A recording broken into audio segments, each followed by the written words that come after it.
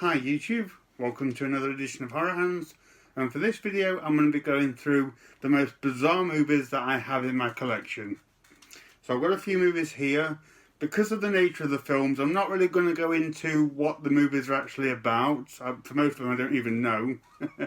But I'm going to talk a little bit about them and let you know if I enjoyed them despite their far out nature, or if the weirdness of these kind of hampered my enjoyment. So buckle up. It's going to be a weird ride. So first movie up is Eraserhead. So I couldn't do this list without including a David Lynch movie. To be honest, there's probably weirder films than he's done than Eraserhead, but this is the one that I'm kind of most familiar with. I've seen it a couple of times, and this is a really strange film, obviously, all set in black and white, and it takes place in like this kind of derelict dystopian world where Jack Nance, he just seems to be like this working class guy who's just trying to make it through life, but everything is so weird and run down and creepy, and it's in this like horrible dingy environment which really feels quite claustrophobic and gets to you, and you feel really kind of trapped in this environment. And then of course him and this woman, they have like this kind of mutant baby monster thing that just keeps crying and screeching, and it's just a really kind of nihilistic picture that this film paints. It's really kind of unnerving, and Eraserhead is one that really gets under my skin in terms of its bizarreness. I often think of it and kind of just ponder really what was going on in this film. It's not one that I've seen for a long time. It's probably one that I should watch again just to see if I get any more of what it's about, but I'm not in such a rush to rewatch it. Like I say, this is a very kind of downbeat, gritty film, and it really does kind of, I don't know, it really got to me when I was watching this, which I guess is signs of effective filmmaking. But yeah, such a bizarre and strange world that David Lynch paints in this one. So that's Eraserhead. Next up is a movie called Experiments in Terror, which was super weird. This one, I have no idea. I've got nothing on this one. I have to confess, I couldn't even get through this one. This was a horrible film on the sensors. It was all in black and white, grainy, jumping about. The audio was horrible. The noise and the sounds were quite offensive to the ears. It made no sense whatsoever. It wasn't nice to watch. So yeah, I couldn't even get through this one. So this one is so weird that it's inaccessible, in my opinion. There was just nothing here that I enjoyed, and nothing that made me want to keep watching. So yeah, it was so bizarre. I have no idea where this came from or what it was supposed to be. But yeah. Okay, next up we have House. Very, very bizarre film from Japan from the 70s. But this is one that I really, really enjoyed this one. The weirdness in this one did not mar my enjoyment. And this is a very, very hard one to describe and categorise. A review that I can't take credit for, a review that I read a while ago, which I really liked, was it said it's something like, this is like Scooby-Doo meets Suspiria, which I thought was quite an apt description of this one. But this is about a bunch of schoolgirls that go to one of their aunt's house in the Japanese countryside, and it's haunted, and just weird things start to happen. When I say weird, I mean the most craziest, bizarre things you can imagine. But what I really like about House is it's actually, for a lot of it, it's quite an upbeat, kind of fluffy, bouncy fairy tale movie. Really kind of light and breezy, and kind of the third act turns quite sort of gothic, scary horror. But up until then, it's rather a joyous film to watch, to be honest with you. Like I say, with a lot of kind of fairy tale notions and things like that. Really, really wonderful film, and like I say, it is all over the place. It's bizarre, but it didn't stop me enjoying it. I actually quite got into this one, and would happily watch it again.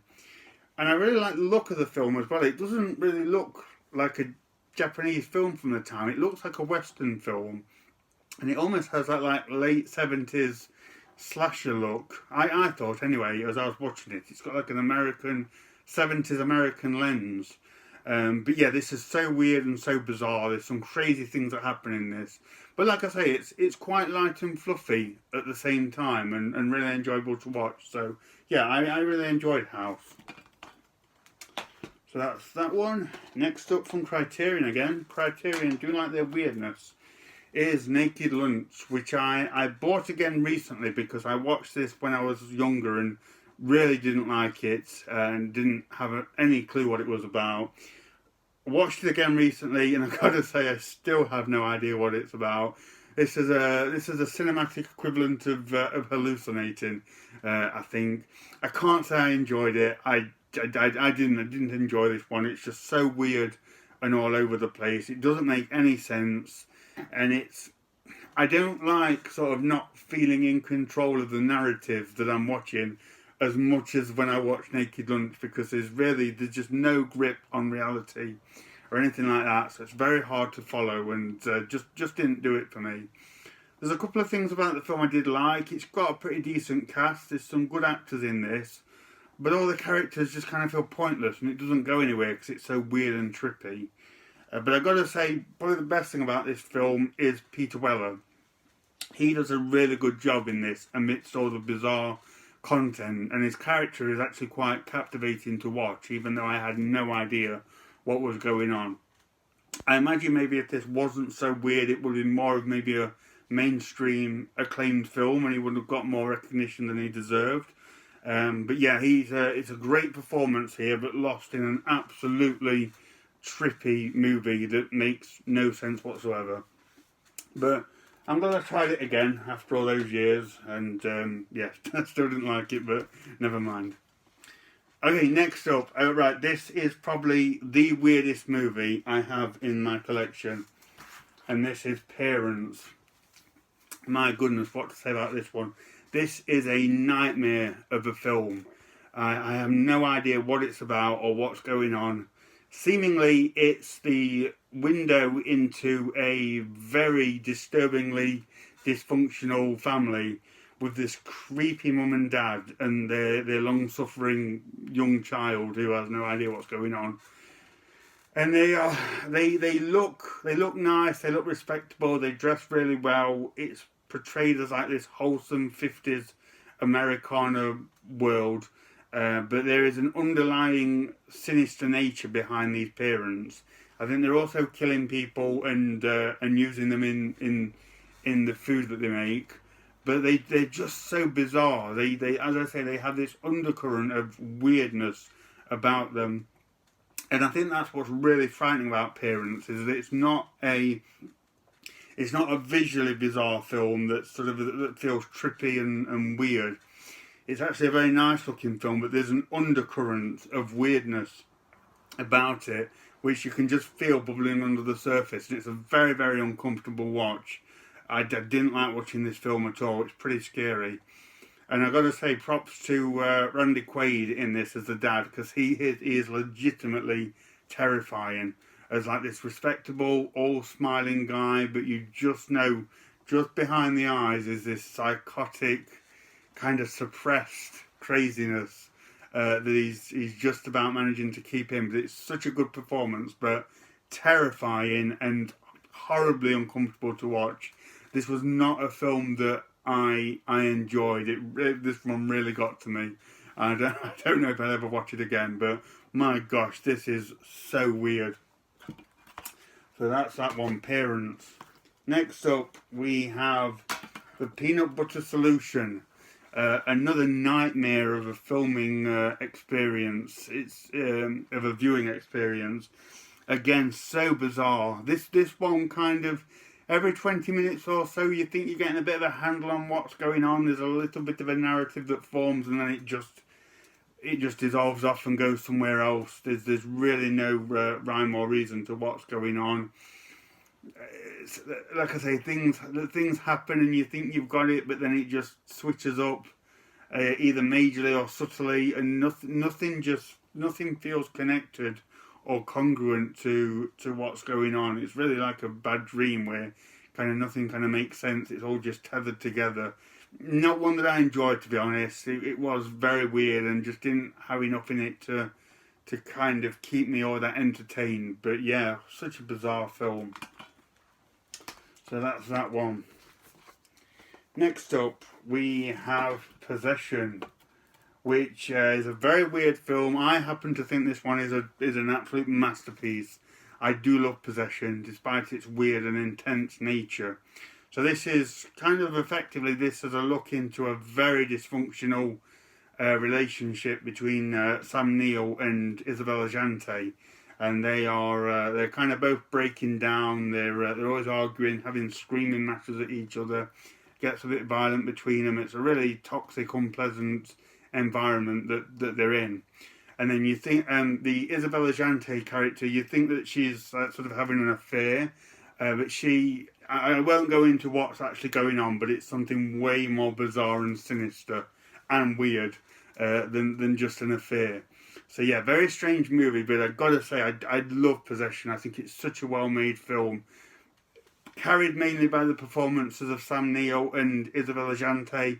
Isabella Jante in particular is just astonishingly and scarily good in this film. There were times when I was watching this when I thought like she has legit had a mental breakdown. She was so intense and so believable as this woman on the verge of insanity, and the additional thing, which I won't go into, just adds an extra layer of weirdness to the film. But yeah, I absolutely love Possession. It's a really good one. So that's that one. Right, next up, some extreme weirdness. We have Regurgitated Sacrifice, which is from the Vomit Gore series of films. This is the only one I've got from that series. And Vomit Gore is a pretty apt way to describe this one. Virtually no story, just graphic gore and people being killed and mutilated. Looks really convincing and really good. And then graphic scenes of people vomiting either on themselves or on each other, kind of for fun, which is totally bizarre. No judgment, but that's not something that, not a world that I am familiar with, and the notion of that is very, very strange to me. You do need a cast iron stomach to get through this one. I just about got through it, but man, this is a very weird, very disgusting movie.